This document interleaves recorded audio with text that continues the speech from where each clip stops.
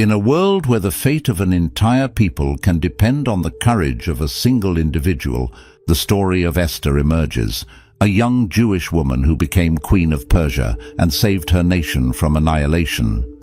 This extraordinary narrative of faith, courage, and divine providence continues to inspire generations, showing how God can use ordinary people to achieve extraordinary deeds. Get ready to embark on an exciting journey through corridors of power, palace intrigues, and decisions that change the course of history. In the third year of Xerxes' reign, king of Persia, a great banquet was held in the citadel of Susa. Esther 1:13 tells us, "This is what happened during the time of Xerxes, the Xerxes who ruled over 127 provinces, stretching from India to Kush. At that time, King Xerxes reigned from his royal throne in the citadel of Susa, and in the third year of his reign he gave a banquet for all his nobles and officials. This feast lasted an impressive 180 days, during which the king displayed the wealth of his kingdom and the splendor of his majesty. At the end of this period, as Esther 1:5 tells us, the king gave a banquet lasting 7 days for all the people who were in the citadel of Susa, from the least to the greatest. The palace was adorned with white and blue linens, and guests drank from golden goblets, each different from the other. On the 7th day of the banquet, when the king's heart was merry with wine, he commanded that Queen Vashti be brought into his presence. The king wished to show off Vashti's beauty to the nobles and everyone present, for she was very beautiful.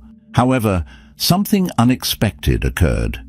Esther 1:12 reveals, "But when the attendants delivered the king's command, Queen Vashti refused to come. Then the king became furious and burned with anger. This refusal infuriated King Xerxes, who immediately consulted his wise men on what should be done. One of the advisors, named Memucan, suggested that Vashti be deposed from her position as queen. He argued that Vashti's behavior could negatively influence all the women in the kingdom. The king and the nobles agreed with this advice, and a decree was issued throughout the vast empire. Esther 1:19 says, "Therefore, if it pleases the king, let him issue a royal decree, and let it be written in the laws of Persia and Media, which cannot be repealed, that Vashti is never again to enter the presence of King Xerxes. Also, let the king give her royal position to someone else who is better than she." Thus Vashti was banished from the king's presence, leaving the throne of the queen vacant. After these events, when King Xerxes' anger subsided, he began to miss Vashti. His attendants, noticing this, made a suggestion. Esther 2:24 tells us, "Then the king's personal attendants proposed, 'Let a search be made for beautiful young virgins for the king. The young woman who pleases the king will become queen instead of Vashti.' This advice appealed to the king, and he followed it. It was in this context that a young Jewish woman named Hadassah, also known as Esther, came into the picture. Esther was an orphan and had been raised by her cousin Mordecai. Esther 2:5-7 introduces her.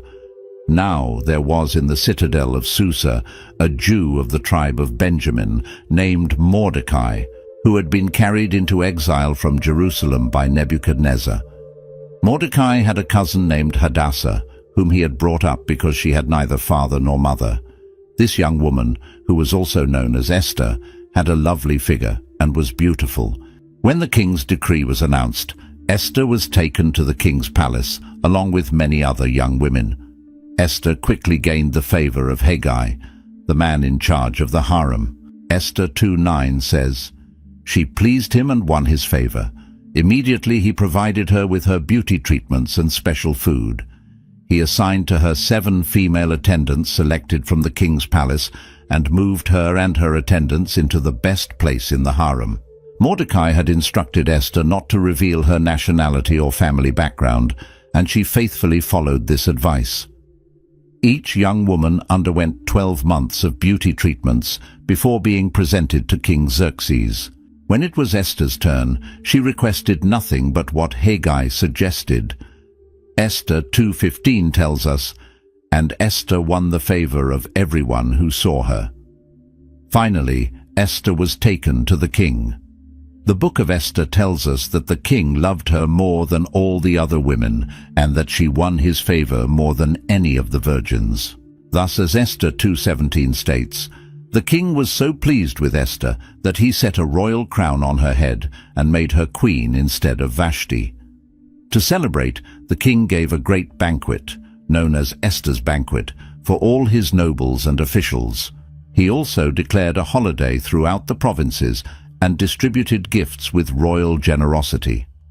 Esther, the Jewish orphan, was now queen of the vast Persian Empire. During this time, Mordecai was sitting at the king's gate, a position suggesting some status in the royal court. It was there that he overheard two palace officials, Bigthana and Teresh, plotting to assassinate King Xerxes. Esther 2:22 tells us, "But Mordecai found out about the plot and told Queen Esther, who in turn reported it to the king, giving credit to Mordecai. The report was investigated and found to be true, and the two officials were hanged." This event was recorded in the royal chronicles in the presence of the king. Sometime later, King Xerxes decided to honor a man named Haman. Esther 3:1 tells us, "After these events, King Xerxes honored Haman son of Hammedatha, the Agagite, elevating him and giving him a seat of honor higher than that of all the other nobles. The king ordered all the royal officials at the king's gate to kneel down and honor Haman. However, Mordecai refused to kneel or pay him honor. The other royal officials at the king's gate noticed Mordecai's behavior and asked him why he disobeyed the king's command. Esther 3:4 says, "Day after day they spoke to him, but he refused to comply. Therefore they told Haman about it to see whether Mordecai's behavior would be tolerated, for he had told them he was a Jew. When Haman saw that Mordecai would not kneel or pay him honor, he was enraged. When Haman discovered that Mordecai was a Jew, he was not satisfied with eliminating just Mordecai." Esther 3:6 reveals, "Yet having learned who Mordecai's people were, he scorned the idea of killing only Mordecai. Instead, Haman looked for a way to destroy all Mordecai's people, the Jews, throughout the whole kingdom of Xerxes. Haman then began to devise a plan to destroy all the Jews in Xerxes' empire.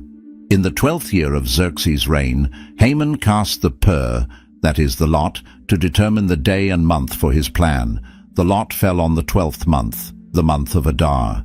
Then Haman went to speak to the king. Esther 3:8-9 tells us what he said. "There is a certain people dispersed among the peoples in all the provinces of your kingdom who keep themselves separate. Their customs are different from those of all other people, and they do not obey the king's laws. It is not in the king's best interest to tolerate them. If it pleases the king, let a decree be issued to destroy them."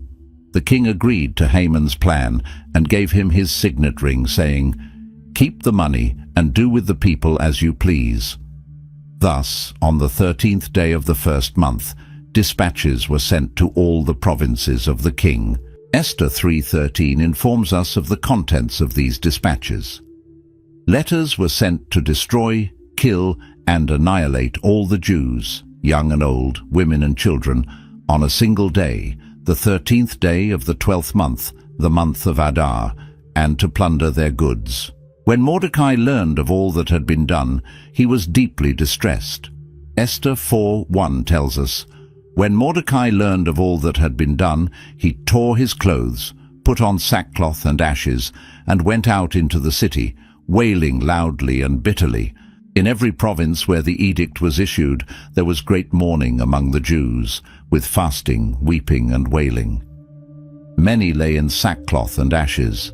Esther's maids and eunuchs came and told her about Mordecai. Upon hearing this, she was deeply distressed." Esther 4:5-8 tells us, "Then Esther summoned Hathach, one of the king's eunuchs assigned to attend her, and ordered him to find out what was troubling Mordecai and why. Hathach went out to Mordecai in the open square of the city in front of the king's gate. Mordecai told him everything that had happened to him, including the exact amount of money Haman had promised to pay into the royal treasury for the destruction of the Jews. He also gave him a copy of the text of the edict for their annihilation, which had been proclaimed in Susa, to show to Esther and explain it to her. And he told him to instruct Esther to go into the king's presence to beg for mercy and plead with him for her people. Thus, the stage was set for Esther to face her greatest challenge and fulfill her destiny. When Esther received the news about Haman's decree through Hathach, she found herself facing a great dilemma. The situation was extremely grave, as the book of Esther reveals in chapter 4, verse 11. All the king's officials and the people of the royal provinces know that for any man or woman who approaches the king in the inner court without being summoned, the king has but one law, that they be put to death unless the king extends the gold scepter to them and spares their life. But 30 days have passed since I was called to go to the king. This law put Esther in a very dangerous position. If she approached the king without being summoned, she could be killed immediately.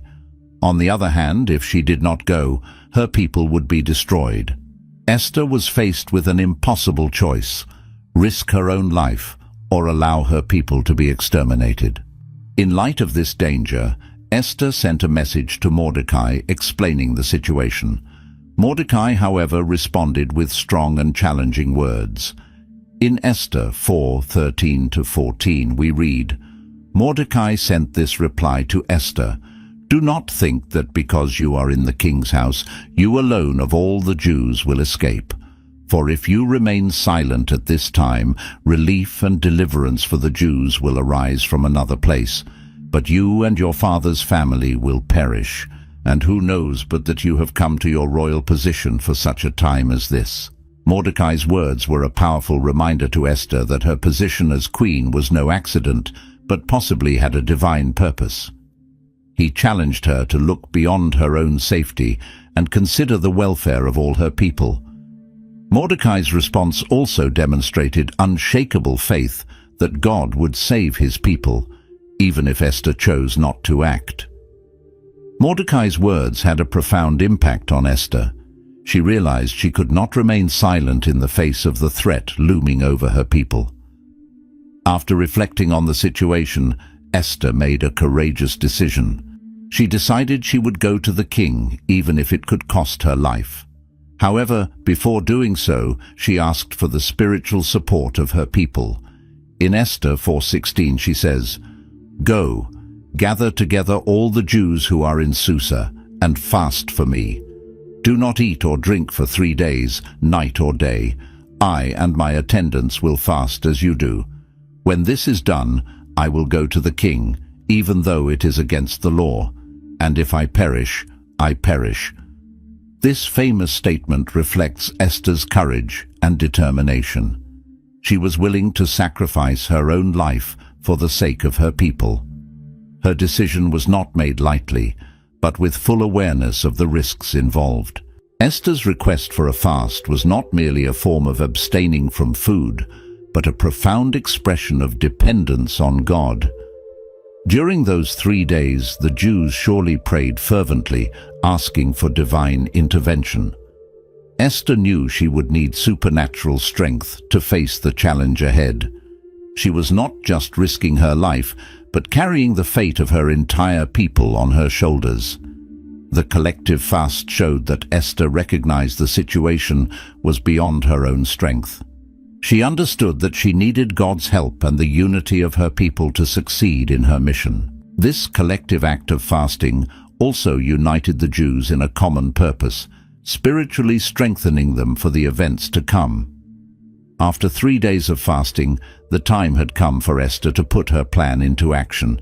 The book of Esther, chapter 5, verse 1, tells us, "On the 3rd day, Esther put on her royal robes and stood in the inner courtyard of the palace in front of the king's hall. The king was sitting on his royal throne in the hall, facing the entrance." This was a moment of great tension. Esther was about to find out whether she would be accepted by the king or face immediate death. All the spiritual preparation over the past 3 days would be tested at this crucial moment. Esther must have felt her heart pounding as she walked towards the king's throne. Every step brought her closer to her destiny, whether it be life or death. Esther's courage in this moment is truly inspiring. She was willing to risk everything for the sake of her people. To Esther's relief, the king received her favorably. Esther 5:2 says, "When he saw Queen Esther standing in the courtyard, he was pleased with her and held out to her the gold scepter that was in his hand. So Esther approached and touched the tip of the scepter." This gesture from the king meant that Esther was safe and could speak. The king, seeing that Esther had come uninvited, realized that she must have something very important to discuss. He was willing to hear what she had to say. This moment of acceptance was crucial for Esther's plan. Had the king not extended the scepter, the entire story could have ended right there. The king's favorable response was the first step in the chain of events that would lead to the salvation of the Jewish people. We can imagine the relief and gratitude Esther must have felt at that moment. Surprisingly, instead of immediately presenting her request, Esther invited the king to a banquet. She said, as we read in Esther 5:4, "If it pleases the king, let the king, together with Haman, come today to a banquet I have prepared for him." The king quickly agreed and summoned Haman to join them at Esther's banquet. This strategy of Esther shows her wisdom. Rather than making her request directly, she first sought to create a favorable atmosphere and further win the king's favor. Esther understood that timing was crucial. She didn't want to rush things, but carefully prepared the ground for her request. By inviting Haman along with the king, Esther also kept her enemy close, where she could observe him. This tactic demonstrates Esther's intelligence and insight in navigating the complex politics of the court. During the banquet, the king asked Esther what her request was, promising to grant her up to half the kingdom if she so desired. But once again, Esther delayed her request. Instead, she invited the king and Haman to another banquet the following day, where she would then reveal her request. This tactic of Esther created suspense and heightened the king's curiosity, while at the same time giving Haman a false sense of security. Esther 5:8 tells us, "If the king regards me with favor, and if it pleases the king to grant my petition and fulfill my request, let the king and Haman come tomorrow to the banquet I will prepare for them. Then I will answer the king's question." By delaying her request, Esther was increasing the king's anticipation and ensuring that he would be fully focused when she finally revealed her petition. This strategy also gave time for providential events to unfold, which would ultimately help Esther's cause. That night after the first banquet, something unexpected happened. King Xerxes couldn't sleep. Esther 6:1 tells us, "That night the king could not sleep, so he ordered the book of the Chronicles, the record of his reign, to be brought in and read to him." This sleeplessness of the king was a providential event that would change the course of events. As the records were read to the king, he was reminded of something important he had forgotten. This moment of the king's insomnia seems to be a divine intervention, paving the way for the salvation of the Jews. It's interesting to note how God often works behind the scenes, using seemingly insignificant events to accomplish his purposes. The king's insomnia on that specific night was a crucial turning point in the story. The records mentioned how Mordecai had uncovered and reported a plot to assassinate the king. Xerxes asked what honor Mordecai had received for this act of loyalty and discovered that nothing had been done. Esther 6:3 says, "What honor and recognition has Mordecai received for this?" the king asked. "Nothing has been done for him," his attendants answered. This discovery must have made the king feel embarrassed for having neglected to reward someone who had saved his life. He immediately decided to correct this oversight. Just at that moment, Haman entered the palace courtyard. The king called him in and asked, What should be done for the man the king delights to honor? Haman, thinking the king wanted to honor him, suggested a grand public display of honor. This coincidence of Haman being present at that exact moment is another example of how events were providentially aligning. To Haman's shock and horror, the king ordered him to personally bestow all these honors on Mordecai, the man he hated most and had planned to kill. Esther 6:10-11 says, "Go at once," the king commanded Haman. "Get the robe and the horse, and do just as you have suggested for Mordecai the Jew, who sits at the king's gate. Do not neglect anything you have recommended." So Haman got the robe and the horse. He robed Mordecai and led him on horseback through the city streets, proclaiming before him, "This is what is done for the man the king delights to honor." This humiliating reversal for Haman was just the beginning of his downfall. We can imagine the shock and humiliation Haman must have felt as he had to publicly honor the man he planned to kill. This event not only elevated Mordecai in the eyes of the public, but also began to undermine Haman's position in the court. At the second banquet, the king again asked Esther what her request was. This time, Esther revealed her true intention. In Esther 7:3-4 she says, "If I have found favor with you, O king, and if it pleases you, grant me my life. This is my request. And spare my people. This is my petition. For I and my people have been sold to be destroyed, killed, and annihilated." These words shocked the king, who asked who would dare do such a thing. Esther's revelation was dramatic and emotional. She finally exposed the threat hanging over her people and identified herself as one of them. Esther's courage at that moment is admirable. She risked everything to defend her people, trusting that the king would hear her plea. Esther then pointed directly to Haman, saying, "The adversary and enemy is this vile Haman." The book of Esther tells us that Haman was terrified before the king and queen. Esther's revelation not only exposed Haman's wickedness, but also revealed that she herself was Jewish, a fact previously unknown in the court. This moment must have been shocking for everyone present. Haman, who just a day earlier was at the height of his power, now found himself exposed as a villain before the king. Esther's wisdom in waiting for the right moment to make her revelation proved crucial.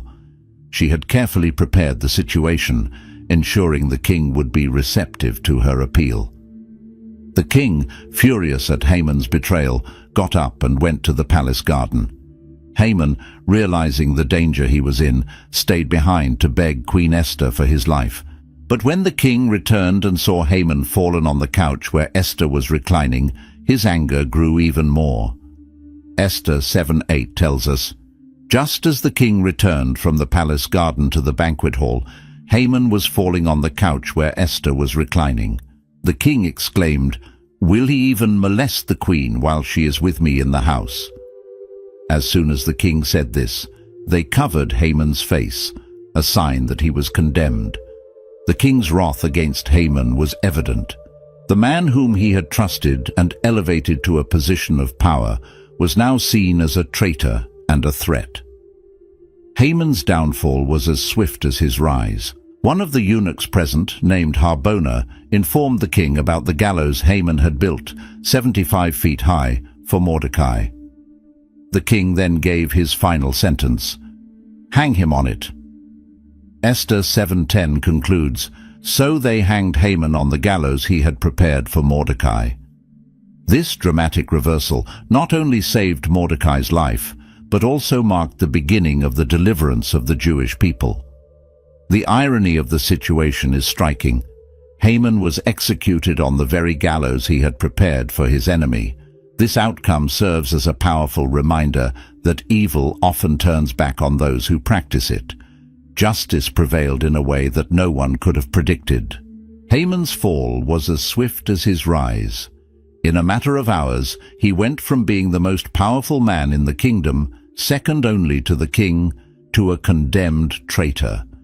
This reversal reminds us of how quickly circumstances can change and how justice can prevail in unexpected ways. Esther's courage, Mordecai's loyalty, and divine providence all came together to bring about an outcome that seemed impossible just days earlier. The story of Esther teaches us about the importance of courage, faith, and taking action at the right moment. It shows how God can use ordinary people, placed in strategic positions, to fulfill his purposes and protect his people. With Haman's execution, Esther and Mordecai gained favor with King Xerxes. Esther 8:1-2 tells us, "That same day King Xerxes gave Queen Esther the estate of Haman, the enemy of the Jews. And Mordecai came into the presence of the king, for Esther had told how he was related to her. The king took off his signet ring, which he had reclaimed from Haman, and presented it to Mordecai, and Esther appointed him over Haman's estate." This act of the king demonstrated not only his trust in Esther and Mordecai, but also his willingness to correct the wrongs that had been planned against the Jews. Mordecai's rise to the position formerly held by Haman was a remarkable turnaround, showing how God can dramatically change circumstances. Despite this initial victory, Haman's decree to destroy the Jews was still in effect. Esther once again courageously approached the king to intercede for her people. Esther 8:3-6 describes her emotional appeal. Esther again pleaded with the king, falling at his feet and weeping. She begged him to put an end to the evil plan of Haman the Agagite, which he had devised against the Jews. Then the king extended the gold scepter to Esther, and she arose and stood before him. "If it pleases the king," she said, "and if he regards me with favor and thinks it the right thing to do, and if he is pleased with me, let an order be written overruling the dispatches that Haman, son of Hammedatha, the Agagite, devised and wrote to destroy the Jews in all the king's provinces." Esther's plea demonstrates her continued bravery and unwavering dedication to her people. King Xerxes responded favorably to Esther's request, but explained that a law signed with the royal seal could not be revoked. However, he offered an alternative solution. Esther 8:8 says, "Now write another decree in the king's name in behalf of the Jews as seems best to you, and seal it with the king's signet ring, for no document written in the king's name and sealed with his ring can be revoked." The king's response opened the way for a new strategy to save the Jews. While the original decree could not be undone, a new decree could be issued to counteract its effects. This situation reminds us that sometimes, when faced with seemingly insurmountable obstacles, we need to seek creative and alternative solutions. With the authority granted by the king, Mordecai immediately acted to create a new decree. Esther 8:9-11 describes the content of this new edict. The king's scribes were summoned at that time, on the 23rd day of the 3rd month, the month of Sivan. They wrote out all of Mordecai's orders to the Jews and to the satraps, governors, and nobles of the 127 provinces stretching from India to Kush.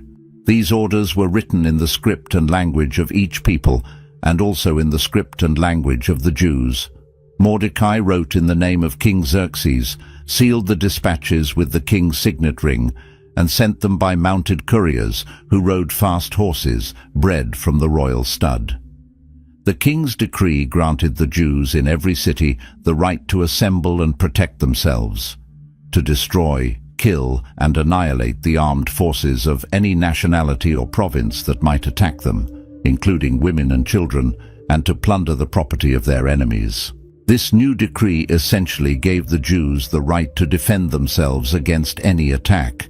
It was a complete reversal of the previous situation, where the Jews had been defenseless against the threat of annihilation. The announcement of this new decree brought great joy and relief to the Jewish community throughout the Persian Empire. Esther 8:16-17 describes their reaction. For the Jews, It was a time of happiness and joy, gladness and honor. In every province and in every city where the edict of the king came, there was joy and gladness among the Jews, with feasting and celebrating. And many people of other nationalities became Jews because fear of the Jews had seized them. This celebration not only marked relief from the immediate threat, but also strengthened the identity and unity of the Jewish people throughout the diaspora. When the day designated in Haman's original decree arrived, the Jews were prepared to defend themselves. Esther 9:1-2 tells us, "On the 13th day of the 12th month, the month of Adar, the edict commanded by the king was to be carried out. On this day, the enemies of the Jews had hoped to overpower them, but now the tables were turned, and the Jews got the upper hand over those who hated them. The Jews assembled in their cities in all the provinces of King Xerxes to attack those seeking their destruction. No one could stand against them, because the fear of the Jews had fallen on all the people. The Jews' victory over their enemies was complete, demonstrating how God had entirely reversed their situation, turning a day meant for their destruction into a day of triumph. The Jewish victory was so significant that the king extended the defense period by another day in Susa, the capital. Esther 9:15-16 reports, "The Jews in Susa came together on the 14th day of the month of Adar, and they put to death in Susa 300 men, but they did not lay their hands on the plunder. Meanwhile, the remainder of the Jews who were in the king's provinces also assembled to protect themselves and get relief from their enemies. They killed 75,000 of them, but did not lay their hands on the plunder." This overwhelming victory not only protected the Jews, but also established a strong deterrent against future attacks. The decision not to take their enemies' property showed that the Jews were acting in self-defense, not out of greed or revenge. To commemorate this great deliverance, Mordecai established a new festival called Purim. Esther 9:20-22 explains, "Mordecai recorded these events, and he sent letters to all the Jews throughout the provinces of King Xerxes, near and far, to have them celebrate annually the 14th and 15th days of the month of Adar, as the time when the Jews got relief from their enemies, and as the month when their sorrow was turned into joy and their mourning into a day of celebration. He wrote them to observe the days as days of feasting and joy, and giving presents of food to one another, and gifts to the poor." The establishment of Purim was not only a celebration of the past victory, but also a way to preserve the memory of these events for future generations, ensuring that the Jewish people would never forget how God had delivered them. The name Purim comes from the word pur, which means lot, referring to how Haman had cast lots to choose the day for the Jews' destruction. Esther 9:26 explains, "Therefore these days were called Purim, from the word pur." The irony of this name was not lost. What was meant to be a day of destruction, determined by chance, became a day of celebration and remembrance of divine providence. The festival of Purim became an integral part of Jewish culture and tradition, celebrated to this day. During Purim, the Book of Esther is read in synagogues, reminding the Jewish people of their deliverance and God's faithfulness. With the threat against the Jews eliminated and the festival of Purim established, Mordecai was elevated to a position of great power in the kingdom. Esther 10:3 summarizes his rise and character. Mordecai the Jew was second in rank to King Xerxes, preeminent among the Jews, and held in high esteem by his many fellow Jews, because he worked for the good of his people and spoke up for the welfare of all the Jews. Mordecai's elevation to this position of authority not only ensured the continued safety of the Jews in the Persian Empire, but also demonstrated how God can elevate those who remain faithful to him and his people, even in difficult circumstances. The legacy of Esther and Mordecai extended far beyond their time.